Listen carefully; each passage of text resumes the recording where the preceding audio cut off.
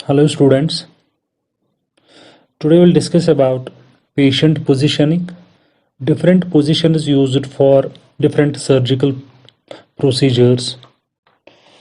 आज हम डिस्कस करेंगे डिफरेंट सर्जिकल पोजीशंस या कौन कौन सी पोजीशंस हम देते हैं डिफरेंट सर्जिकल प्रोसीजर्स के लिए पेशेंट को। तो पेशेंट पोजीशनिंग के लिए क्या प्रिपरेशन करनी होती है और कौन कौन से सेफ्टी मेजर्स फॉलो करने होते हैं, आज हम ये डिस्कस करेंगे। पोजीशनिंग सबसे पहले अगर हम बात करेंगे सर्जिकल प्रोसीजर के लिए पोजीशनिंग इंपॉर्टेंट होती है। पोजीशनिंग जो होती है, प्रॉपर पोजीशनिंग सबसे इंपॉर्टेंट होती है हर किसी सर्जिकल प्रोसीजर के लिए। तो पेशेंट को हम पोजीशन करते हैं, पोजीशन करने के बाद हम सेकंड प्रिपरेशन करते हैं, अकॉर्डिंगली पेशेंट को ड्रैप करते हैं, स्टेराइल ड्रेप से कवर करते हैं।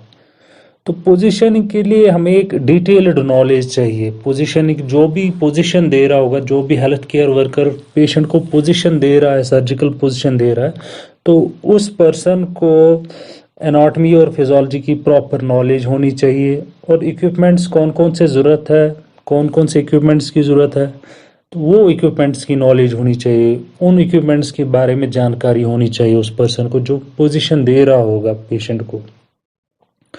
Position according to surgical procedure हम देते हैं, सर्जिकल प्रोसीजर कौन सा है और कौन से एनेस्थीसिया टेक्निक हमने यूज़ करनी है, अकॉर्डिंगली हम सर्जिकल पोजीशन जो होती है वो डिसाइड करते हैं। सर्जिकल पोजीशन जो होती है वो डिसाइड करते हैं। तो अगर हम बात करेंगे रेस्पॉन्सिबिलिटी किसकी होती है पेशेंट पोजीशनिंग में, पेशेंट पोजीशनिंग जो होती है उसकी रिस्पॉन्सिबिलिटी किसको होती है। तो सिलेक्शन मतलब कौन करता है, सिलेक्ट कौन करता है सर्जिकल पोजीशन।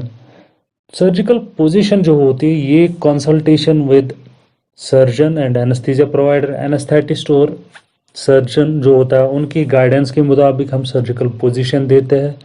और सर्कुलेटिंग नर्स या जो असिस्टेंट होगा, फर्स्ट असिस्टेंट या स्क्रब पर्सन, वो फर्स्ट असिस्टेंट जो होता है या सर्कुलेटिंग नर्स, वो रिस्पॉन्सिबल होता है पेशेंट को पोजीशन करने में, लेकिन under the guidance of, under the consultation of surgeon and anaesthesia provider. Anaesthesia provider और सर्जन जो होता है वो गाइड करेंगे स्क्रब पर्सन को, सॉरी सर्कुलेटिंग नर्स या फर्स्ट असिस्टेंट को, वो पोजीशन देंगे अकॉर्डिंगली।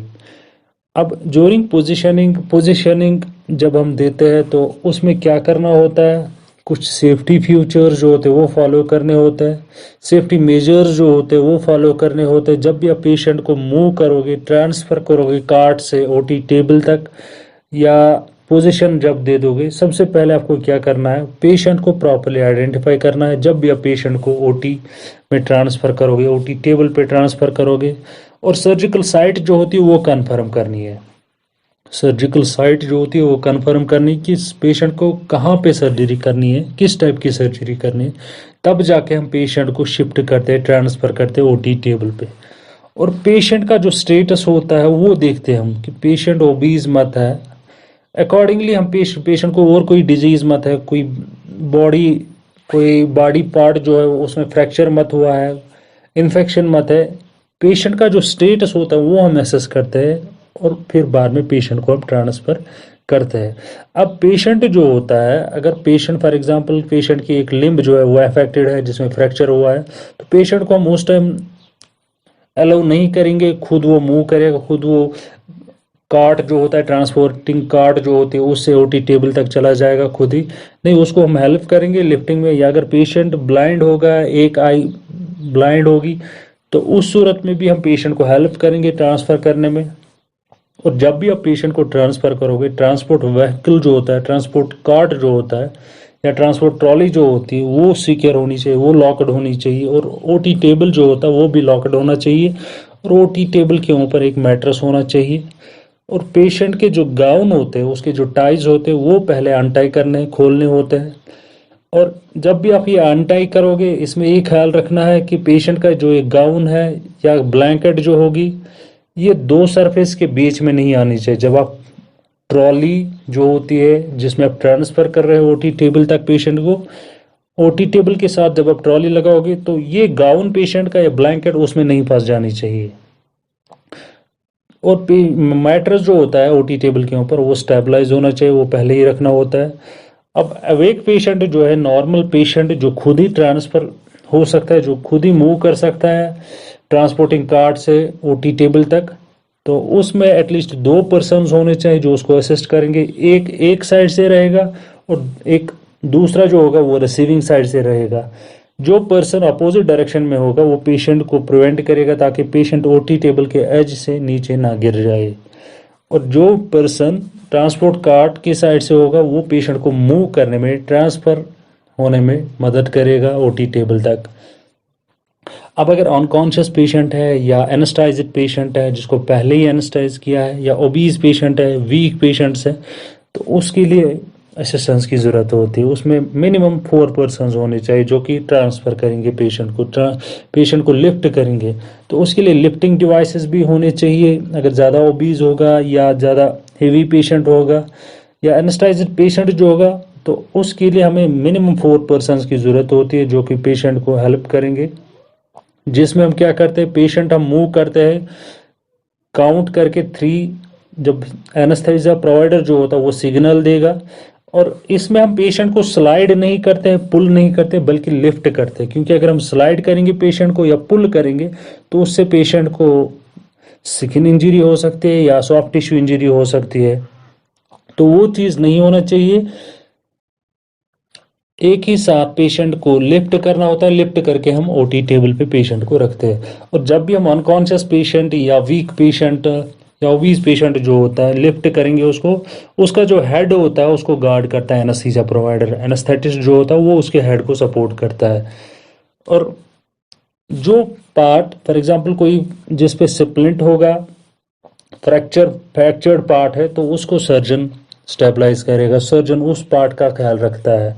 लाइक किसी पेशेंट की लिम्ब जो है वो फ्रैक्चर्ड है, जिसमें फ्रैक्चर है, तो उसका उसको सपोर्ट करेगा, उसका ख्याल रखेगा। Lifting during transferring the patient, surgeon जो होता है वो उसका ख्याल रखेगा। और कोई भी बॉडी का कोई भी पार्ट ओटी टेबल से नीचे नहीं जाना चाहिए, ओटी टेबल से नीचे नहीं जाना चाहिए, एज पे नहीं होना चाहिए। और हर कोई पार्ट जो है ओटी टेबल का वो कवर्ड होना चाहिए। पेशेंट की जो बॉडी है वो मेटल सरफेस के साथ टच नहीं करनी चाहिए। हर कोई पार्ट पैड इन होना चाहिए। और पेशेंट को, एनेस्थाइज्ड पेशेंट जो होता है जिसको हम ट्रांसफ़र करेंगे, स्लोली उसको ट्रांसफ़र करना होता है, स्लोली मूव करना होता है। सर्कुलेटरी सिस्टम जो होता है उसका ख्याल रखना होता है। अब जब हम सर्जिकल पोजीशन दे रहे हैं, पेशेंट को ट्रांसफ़र कर रहे हैं, तो उस टाइम क्या ख्याल रखना होता है? सबसे पहले ये जो कैथेटर्स होता है, इंट्रावेनस इन्फ्यूजन ट्यूबिंग्स होते हैं, कैन्यूलाज होते हैं, ये ब्लॉक नहीं होने चाहिए, ये ओबस्ट्रक्टेड नहीं होने चाहिए जब भी आप पेशेंट को मूव करोगे या पोजीशन करोगे। और पोजीशन के दौरान अब डिफरेंट सर्जिकल पोजीशंस जो होती है, लाइक सुपाइन पोजीशन होती है, कुछ मॉडिफिकेशंस होती है सुपाइन पोजीशन की, Trendelenburg position, reverse Trendelenburg position, prone position, lithotomy position ऐसी ही होती है, फिर लेटरल पोजीशन, सिटिंग पोजीशन। तो डिफरेंट सर्जिकल प्रोसीजर्स के लिए हम डिफरेंट पोजीशंस यूज़ करते हैं।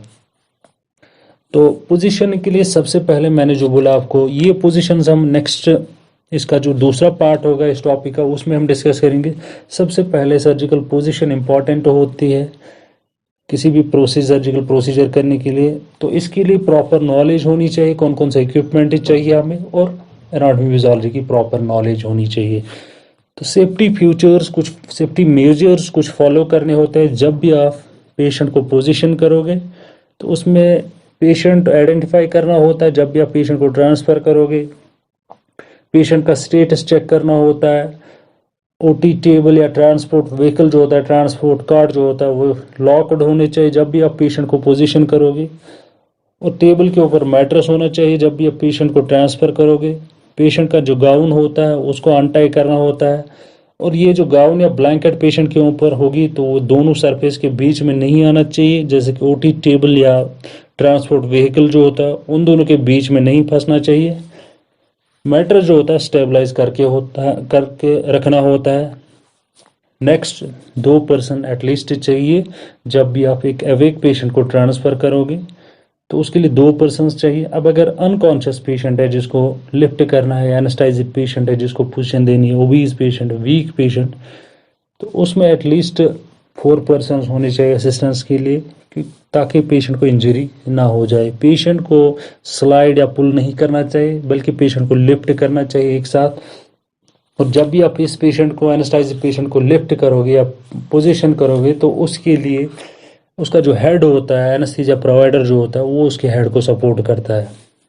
अब अगर इस दौरान पेशेंट का कोई फ्रैक्चर्ड पार्ट है, कोई लिम्ब फ्रैक्चर्ड है, तो उसका ख्याल सर्जन रखता है। और पेशेंट का कोई ऐसा पार्ट ओटी टेबल के एज से नीचे नहीं जाना चाहिए या मेटल सरफेस के साथ टच नहीं करना चाहिए। पेशेंट को अननेसेसरीली एक्सपोज नहीं करना चाहिए ज़्यादा देर तक। पेशेंट, उससे हाइपोथर्मिया भी हो सकता है और डिग्निटी भी प्रिजर्व करनी होती है, तो पेशेंट को कवर करके रखना होता है। ब्लैंकेट हम यूज़ करेंगे, उससे कवर करके रखेंगे। जब भी आप पेशेंट को मूव करोगे या पोजीशन करोगे तो उस टाइम कैथेटर्स या आईवी लाइन्स जो होते हैं या और कुछ ट्यूबिंग्स होते हैं उनका ख्याल रखना होता है, ये ब्लॉक नहीं होने चाहिए या डिसलॉज नहीं होने चाहिए। तो ये थे कुछ सेफ्टी मेजर्स जो कि फॉलो करने होते हैं before positioning the patient. Surgical position देने से पहले कुछ सेफ्टी मेजर्स जो होते हैं वो फॉलो करने होते हैं।